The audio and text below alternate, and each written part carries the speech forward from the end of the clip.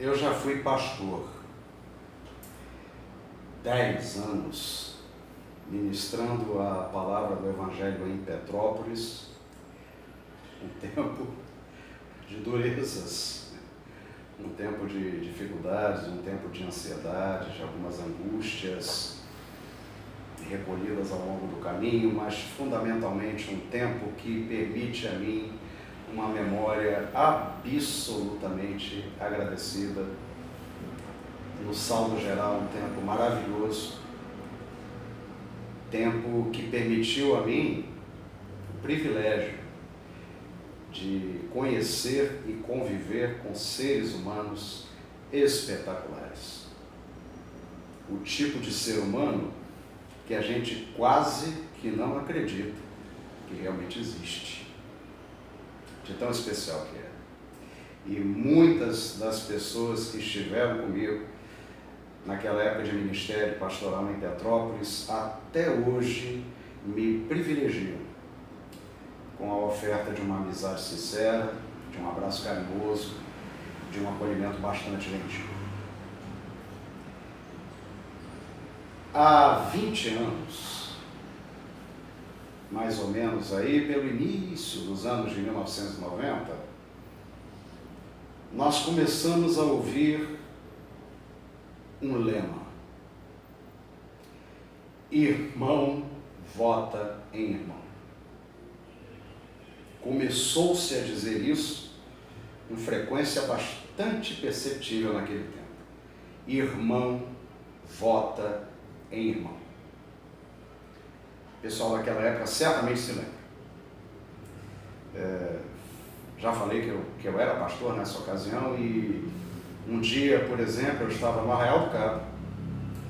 Eu passei pela frente de um templo da Igreja Universal e havia ali, pastor, uma cópia muito grande do que seria uma cédula de eleição, igreja cheia, e o pastor com uma vara na mão, apontando ali qual é mesmo o nome dele, e as pessoas repetiam o nome dele. Qual é mesmo o número dele, e as pessoas repetiam o número dele, e eu, pastor, naquele tempo, me senti tão incomodado com aquilo, porque eu percebia ali um púlpito supostamente destinado à pregação da palavra da graça, cedendo vez à doutrinação partidária. Entenda, já naquela época eu acreditava que a igreja é, sim, uma agência de posicionamento político. Afinal de contas, a igreja é constituída por pessoas. A igreja, por definição confessional, busca os ideais da justiça, da equidade, da honradez, da lisura. E tudo isso é, inevitavelmente, uma forma de manifestação política. Agora, também sempre compreendi que se a igreja é, por definição, uma agência de manifestação política, a igreja não deveria ser, de forma alguma, um instrumento de doutrinação partidária. Digo, inclusive, que o Senhor, reverenciado pela igreja, foi executado por motivações políticas. Alguém que fechou acordo e aliança com categorias desprezadas da sociedade do seu tempo. Alguém que com entusiasmo circulou pelas periferias e encampou com tanta paixão a causa da promoção humana, uma causa fundamentalmente política, não partidária, mas encampou com tanta paixão esse engajamento, que na categoria de preso político foi executado, e disso a gente sabe. Uma vez eu fui convidado para participar de um encontro de pastores, um encontro de ministros em Petrópolis, que aconteceu lá no auditório do Sindicato dos Têxteis.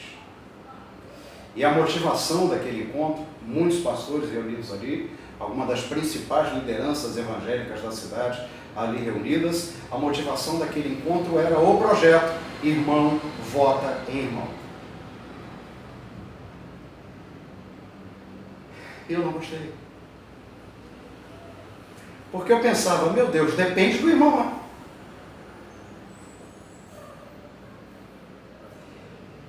E quando, a propósito desse encontro para o qual eu fui convidado, eu reuni a minha igreja, e aqueles que estavam comigo naquela época certamente vão se lembrar disso.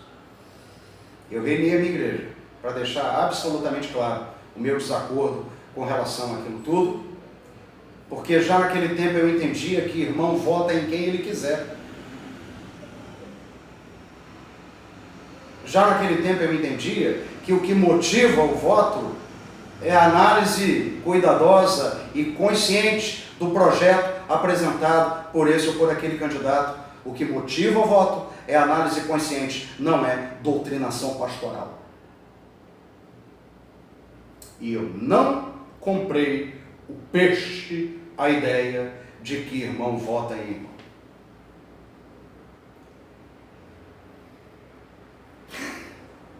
Vinte anos depois, o projeto Irmão Vota em Irmão deu certo para o erro do Brasil. Contra o Brasil, esse projeto doutrinador funcionou. Nós temos um congresso hoje, uma Câmara de Deputados, por exemplo, que é composta por mais de 30%,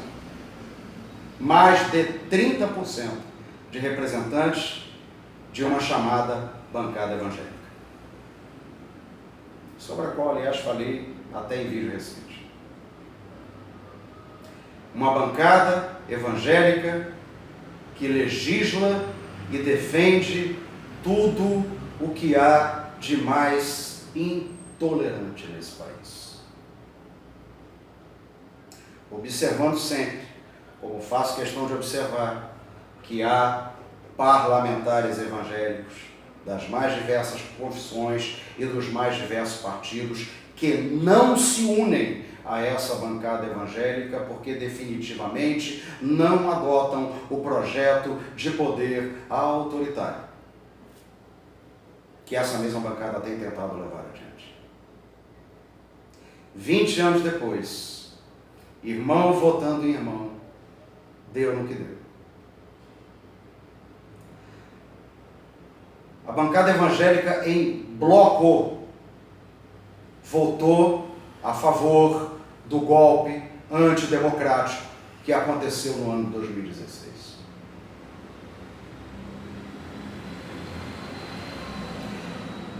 A bancada evangélica em bloco votou a favor das reformas trabalhistas,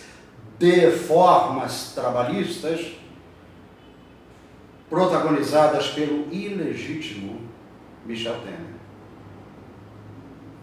Reformas trabalhistas essas que representam um autêntico vilipêndio aos reais direitos de trabalhadores desse país. A bancada evangélica em bloco, por 2 vezes, blindou o ilegítimo Michel Temer quanto a graves denúncias e gravíssimos flagrantes que lhe cabem.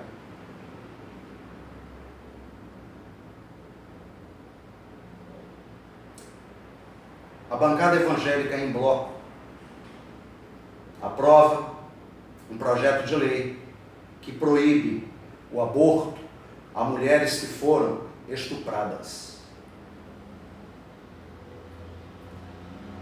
estupradas. Mulheres vítimas de violência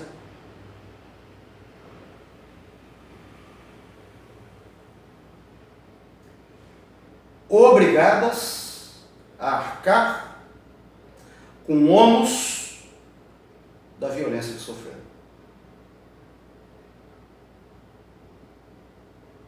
Porque Deus condena a prática do aborto. Pode ser que sim. Eu sou religioso. Talvez eu me sinta inclinado a pensar também dessa forma, mas eu te pergunto, eu posso fazer da minha fé pessoal base de legislação? E impor as minhas convicções pessoais a outras tantas pessoas que não compartilham das minhas mesmas convicções? Isso é ferir um Estado laico, constitucionalmente previsto.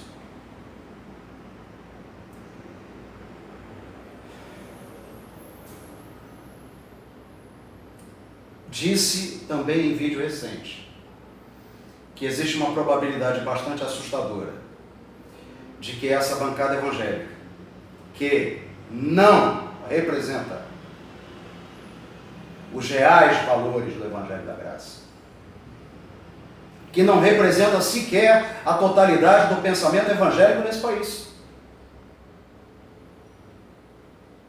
tem o risco de que isso ainda mais se fortaleça. Porque, como eu disse recentemente, Magno Malta, senador, formado com essa corrente, recentemente fecha acordo para se colocar como vice-presidente em uma chapa inegavelmente perigosa. E olha aí, de novo, e talvez mais ainda, a Bíblia e a bala se aproximando num elo de compromisso altamente perigoso.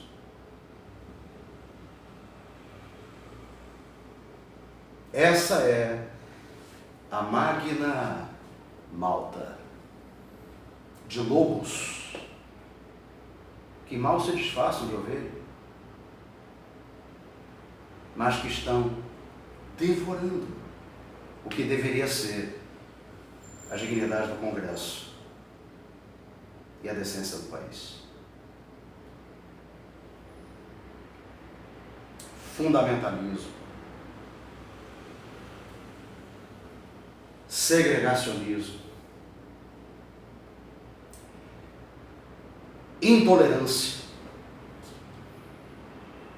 clara aversão às diferenças, absoluto desprezo pelas minorias, são os marcos de um projeto político violento e reprovável que está infelicitando, infeliciando o Brasil.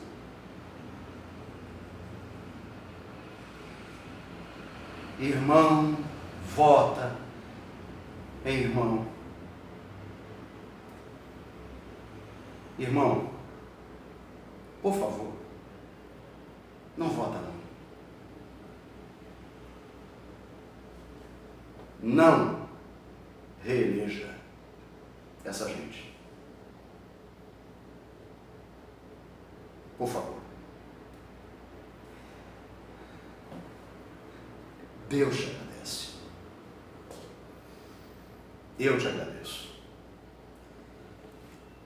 O Brasil te agradece.